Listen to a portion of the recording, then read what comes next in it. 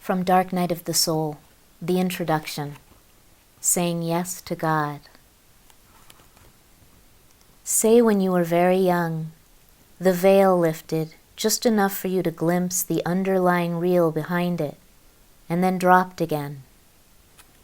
Maybe it never recurred, but you could not forget. And this discovery became the prime mover of the rest of your life in ways you may not have even noticed. Say you've explored a multitude of spiritual paths. Maybe you have been the embodiment of devotion within each. You perform more austere austerities.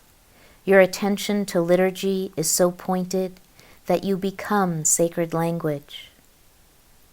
You meditate into the small of the night. Your breath grows so gentle that it can scarcely be detected. Say these practices fill your heart. They make you feel holiness, like wind, through every fiber of your being, and think rivers of holy thoughts. You recognize the communities they bring you to as your own lost tribe. You get very good at being a Sufi or a Taoist, a contemplative Christian or a yogini. The passion of your love for God intensifies. Say that while each of the world's great spiritual traditions may hint at that vastness you have longed for, none of them returns you to its threshold. Each of your chosen paths is about something, when all you've ever meant to choose is nothing, simply because this is where you first saw God, in the emptiness. Say prayer starts to dry up on your tongue. Sacred literature becomes fallen leaves, blows away. Meditation brings no serenity anymore. Devotion grows brittle, cracks. The God you bow down to no longer draws you. Say you bow down anyway. You repeat your mantra along the line of your prayer beads. Continue chanting the divine names, melodious. You reread the scriptures, go to Mass.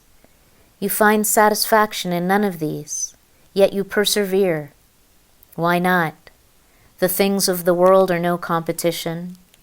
You long ago lost interest in material gain, in social status, in interpersonal drama.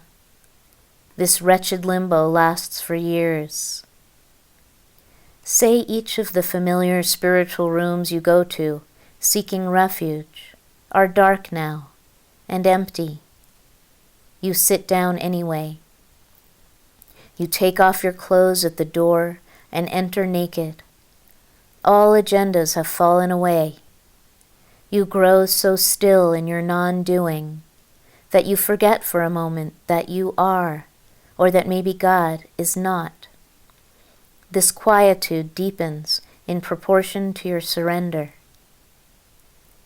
Say what's secretly going on is that the Beloved is loving you back, that your first glimpse of the Absolute was God's first great gift to you, that your years of revelation inside His many vessels was His second gift, wherein, like a mother, He was holding you, like a child, close to His breast, tenderly feeding you, and that this darkness of the soul you have come upon and cannot seem to come out of is His final and greatest gift to you.